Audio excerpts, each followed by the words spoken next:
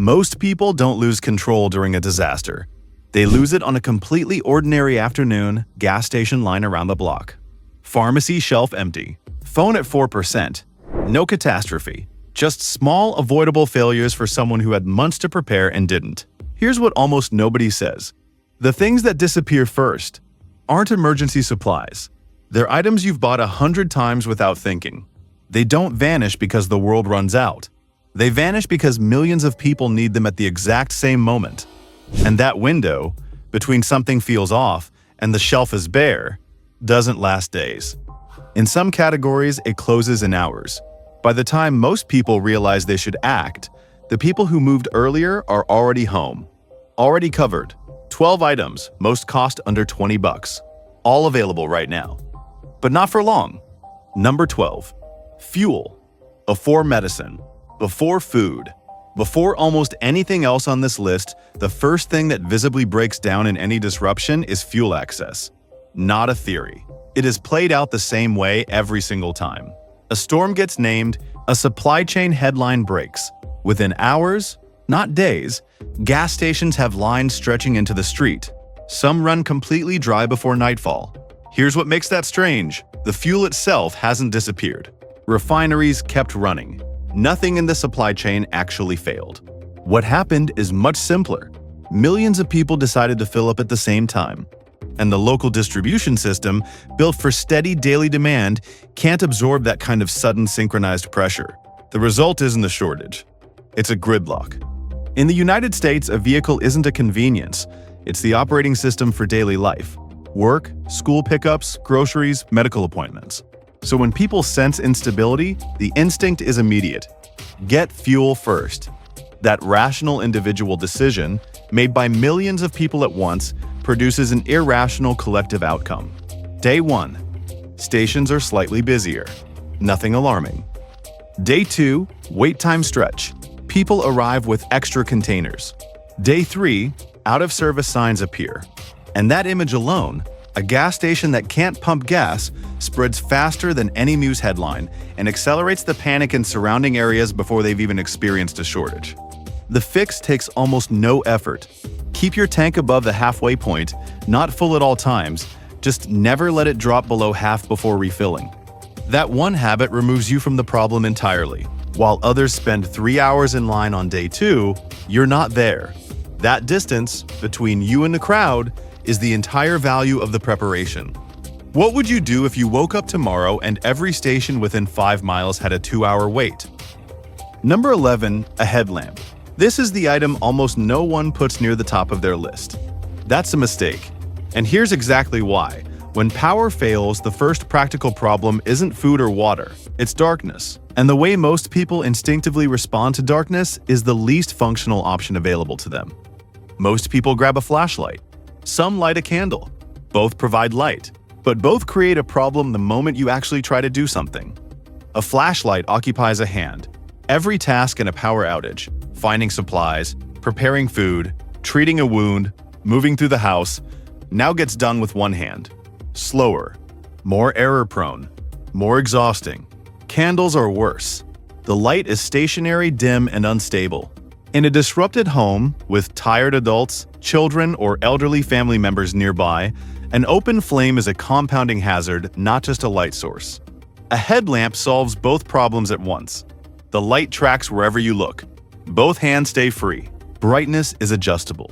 A quality LED headlamp runs 8 to 20 hours on a single battery set, and there's no fire risk whatsoever. The cost is usually between $15 and $40.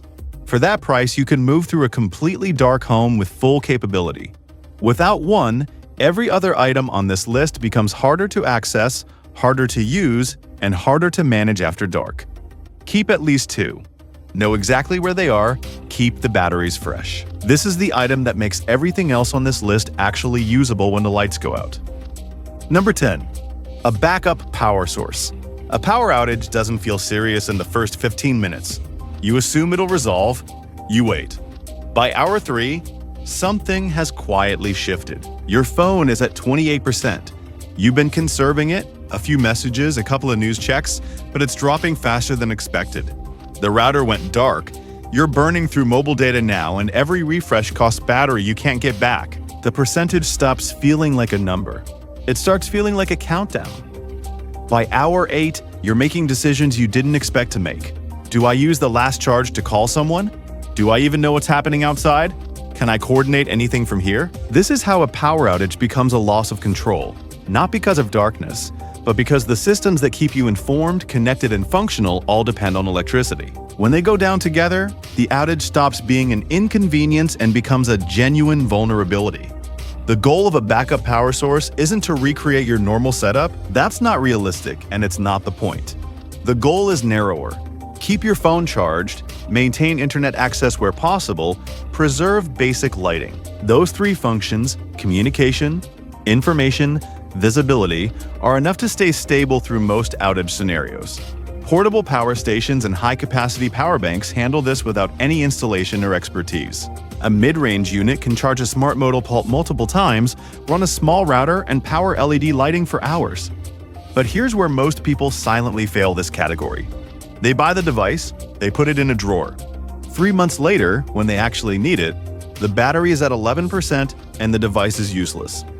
A power source you haven't maintained isn't preparation. It's a false sense of preparation. And in some ways, that's worse than having nothing, because it removes the urgency to find a real solution. Keep it charged, keep it accessible, and when you use it, prioritize clearly. Phone first, internet second, lighting third. Don't run it down on appliances that aren't keeping you connected and informed. Number 9. A manual can opener. This one almost didn't make the list. It made the list because of how often it's missing from households that genuinely believe they're prepared. Canned food is the most common thing people store. Beans, vegetables, soup, fish. A reasonable foundation for any short-term supply. But every single can in that supply depends on one thing: the ability to openers stop working the moment the power does. Improvising with a knife or forcing a can open by hand is slow, unreliable, and genuinely risky. A manual can opener costs under $10. And yet, it's one of the most consistently absent items in households with substantial canned food. People build the pantry and forget the final step. The resource is there, the access to the resource isn't. Those aren't the same thing. A can you can't open is functionally identical to not having the food at all. Preparation that stops one step before completion isn't preparation. It's an illusion of preparation. And that gap only reveals itself at the moment you can least afford to find it. Own at least one reliable manual opener. Ideally 2, they're easy to misplace and fail mechanically over time. One in the kitchen, one in your emergency kit. The cost to close this gap is under $10. The cost of leaving it open is losing access to everything you worked to store. Number 8. Water filtration. Here's something that rarely gets said directly. Having water running through your taps is not the same as having safe water. Most people don't think about this because they've never had to. Municipal water treatment is reliable under normal conditions. That reliability becomes an assumption, and that assumption creates a blind spot. Water infrastructure across much of the United States is old. Aging pipes, treatment facilities on aging equipment, distribution systems designed decades ago. When those systems face stress, flooding, power failures at pumping stations, contamination from disrupted sources, the water that continues flowing may no longer be safe to use without treatment. Here's the part that makes this genuinely unsettling. Compromised tap water usually looks completely normal. Clear, no obvious smell, visually identical to what you drink every day. You cannot assess safety by looking at a glass of water. You can only assess it by knowing the system that produced it is still intact. And in a disruption, that knowledge disappears. Boil advisories are more common than most people realize. They're issued regularly after infrastructure events, flooding, and contamination findings. They require residents to boil all water used for drinking, cooking, and even brushing teeth until the system is verified safe. If your stove is electric and the power is out, that requirement cannot be met. A portable water filter is the independent option: no power, no fuel, no fire needed. Gravity-fed filters, pump filters, and filter straws can process water from taps or other sources, removing bacteria, protozoa, and many chemical contaminants. A household-appropriate unit typically runs between $20 and $80. This isn't wilderness gear. It's a verified backup for the one resource your household can't function without, when the system you normally trust is no longer verifiable. The investment is small. The risk it addresses is real, documented, and more common than most people realize. Number 7. Medicine and a basic first aid kit. Most people frame medical preparedness around worst-case scenarios.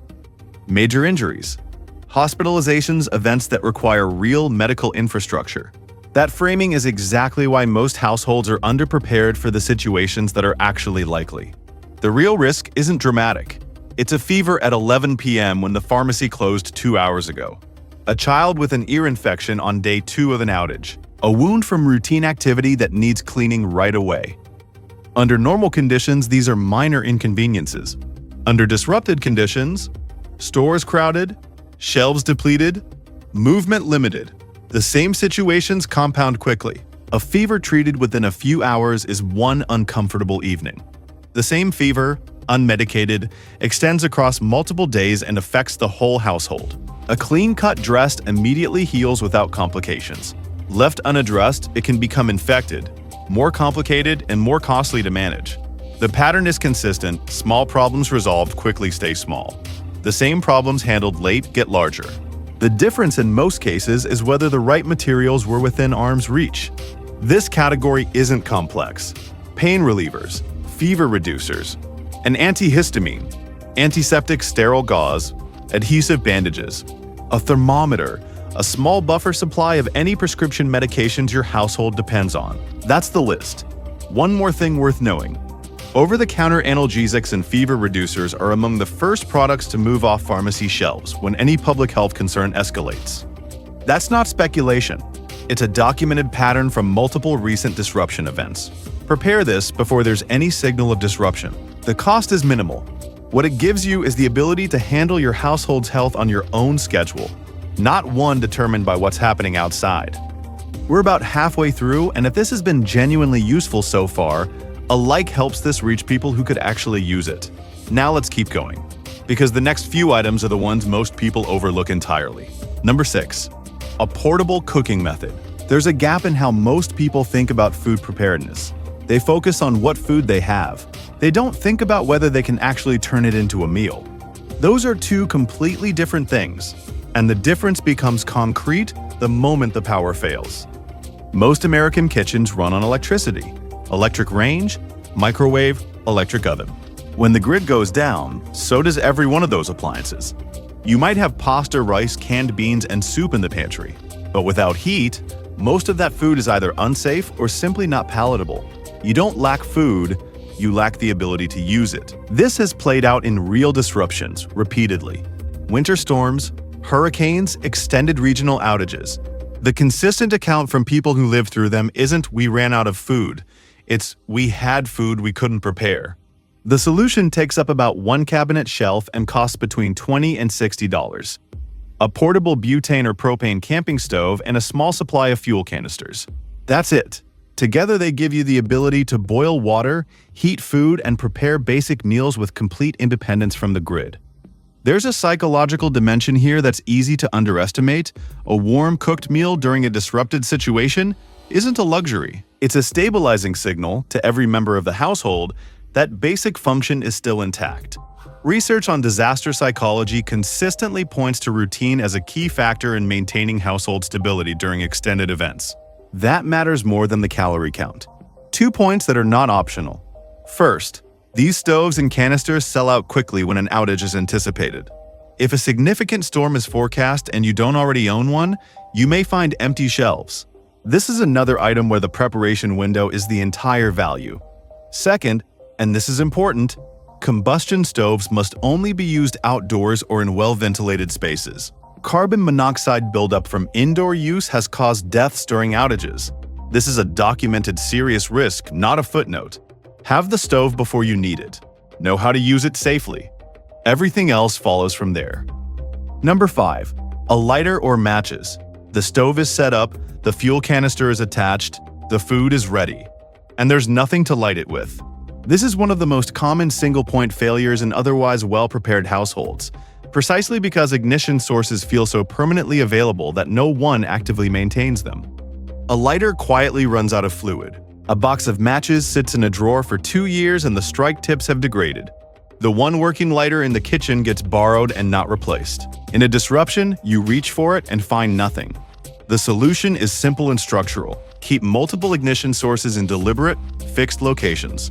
One near the stove, one in an emergency kit, one stored separately from both. Rotate them before they run dry. Check them on a regular schedule, the same way you check a smoke detector battery. Waterproof matches are worth including because standard matches fail in wet conditions. Some butane lighters lose reliable ignition in cold temperatures, relevant in northern climates where outages and winter weather tend to coincide. The broader principle here applies beyond fire specifically. There's a category of items so assumed to be present that they're never actively maintained. That untested assumption is where the gap opens, silently, invisibly, until the moment you need it and discover it isn't there. Close it. The cost is a few dollars. The failure mode, when it hits, is immediate and complete. We're at the point in this list where the items start feeling almost too simple. A lighter. A can opener. But that simplicity is the whole point. These aren't the things that fail dramatically. They're the things that fail quietly, at exactly the wrong moment, because they were never treated as things that needed maintaining. Keep that in mind as we go through the last 4. Toilet paper. If you watched what happened in early 2020, this one doesn't need much setup. Toilet paper became the most documented example of a supply chain overwhelmed, not by production failure, but by a behavioral cascade. Manufacturing was running. Trucks were moving. Distribution was functioning normally. The problem was demand. Millions of households decided to stock up in the same compressed window. The retail replenishment system isn't designed to absorb that kind of synchronized spike. It's calibrated for steady, predictable daily consumption. When that pattern breaks suddenly, the restock cycle can't keep pace, and the gap between an empty shelf and a restocked one gets measured in days, not hours. This isn't specific to toilet paper. A whole category of everyday essentials, high turnover, low per unit value, assumed to always be there, behaves this way under demand pressure. These items move first and fastest when disruption signals appear. Not because they're the most critical, because everyone reaches for them at the same moment. Lacking toilet paper isn't dangerous, but the absence of basic hygiene products over consecutive days creates real discomfort, disrupts household routine, and introduces a strain on morale that is genuinely avoidable. The moment most people think, "I should grab an extra pack," is the moment the window has already closed. At that point, you're not acting ahead of the crowd. You are the crowd. A few extra packages, bought on a normal shopping trip before any signal of disruption. That's the entire strategy. The lesson isn't about this product. It's about recognizing which everyday items behave this way and choosing to act before the moment when everyone else thinks to. Number 3. Salt and basic seasonings. This is the item most likely to get skipped. It's also the one that reveals something most preparation guides never address directly. Disruption doesn't just challenge physical survival, it challenges psychological sustainability. And those two things erode through completely different mechanisms. Day 1. The food is adequate. Things feel manageable. Day 2. The food tastes flat. Nothing alarming. You eat without much thought. By day 3 or 4, something measurable has shifted. Not in physical health, but in the willingness to eat. Appetite weakens. Meals stop feeling like meals. Caloric intake quietly drops below what the situation demands. Energy and cognitive function follow. This isn't pickiness. It reflects a documented pattern in extended disruption scenarios. Appetite regulation depends on sensory variety, flavor, aroma, the basic experience of food that tastes like something. Remove those consistently, and the appetite signal degrades. That degradation has real downstream consequences for physical and cognitive performance, though the speed and severity vary considerably by individual and situation. Salt is the baseline. Without it, food doesn't just taste bland, it tastes wrong in a way that progressively undermines the willingness to eat. Even simple staples like rice or pasta become hard to consume consistently. Beyond flavor, salt has genuine preservation utility. It inhibits bacterial growth and extends the functional life of food when refrigeration isn't available. Under those conditions, salt isn't just a seasoning. It's a functional tool. Basic dried seasonings, pepper, garlic powder, dried herbs, Restore enough variety to the sensory experience of eating to keep appetite stable across consecutive days in a way that unseasoned food simply can't match. Cheap, lightweight, shelf-stable, takes up almost no space. And among the first things to disappear in disruptions, not because anyone prioritizes them, but because everyone realizes their necessity at the same moment. Buy them before that moment arrives. The cost is almost nothing. The return is the psychological sustainability of your entire food supply. Number 2. Batteries, AA and AAA. Your headlamp doesn't work without them. Your emergency flashlight doesn't work without them. Your battery-powered radio, the most reliable source of official information when the grid is down, doesn't work without them. Batteries have a specific failure mode that separates them from most items on this list. They don't signal that they're running low. A device can appear completely functional right up until the moment it stops working. You won't know the batteries are near depletion until you turn it on in the dark and nothing happens. That discovery, in the moment you most need the device, is the failure mode. Under normal conditions, you replace batteries when you think of it.